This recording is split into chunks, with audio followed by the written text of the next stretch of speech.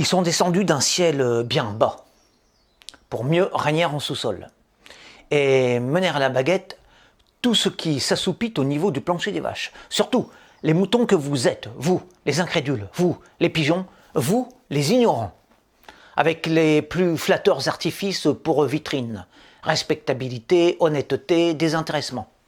Et votre assentiment, votre complicité, votre argent, pour idéales assises.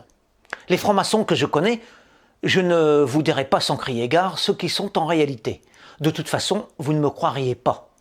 Je vais y aller doucement ici, pour que leur image se révèle peu à peu à vos yeux, peu accoutumés aux éclats qui blessent.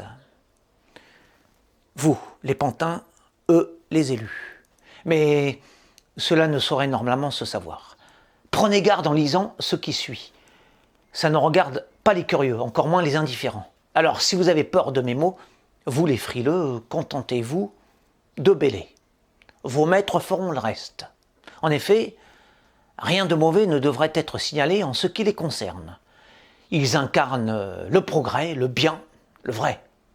Enfin, vous le savez d'ailleurs aussi bien que moi. Et vous acquiescez, vous les prudents, vous qui ne voulez pas faire d'histoire. Eux, les redresseurs de tort. Vous, les consentants. À l'école du vice, où ils portent les plus hauts chapeaux, ces gens apprennent vite à chanter les couplets de la vertu et à clamer la grandeur des lois républicaines. Pour y entrer, ils font leurs preuves. Une patte blanche en guise de sésame, avec serment de serpent pour servir le bouc. Là, on les initie à toutes les obscurités séculaires. Leurs gants immaculés font illusion dans leur salon capitonné où pas une de leurs messes basses ne sort. Qui oserait imaginer que des porcs se couvrent ainsi de soie, qu'importe.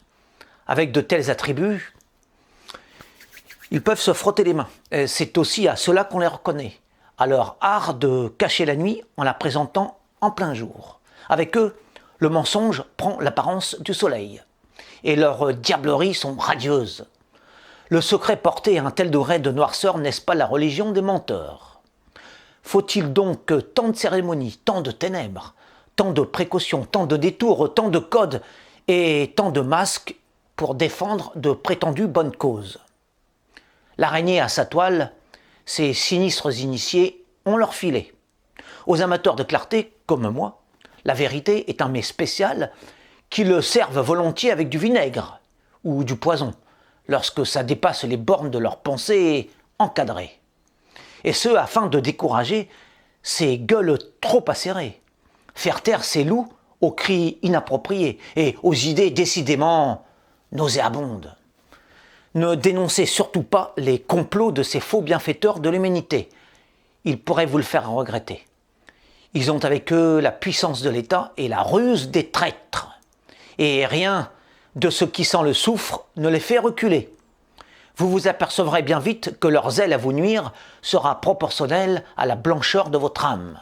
Bref, s'ils se protègent sous leur cape, se réunissent dans leurs antres, se dissimulent sous autant de voiles opaques et de paroles lénifiantes, c'est parce qu'ils sont effrayés par une chose, une seule.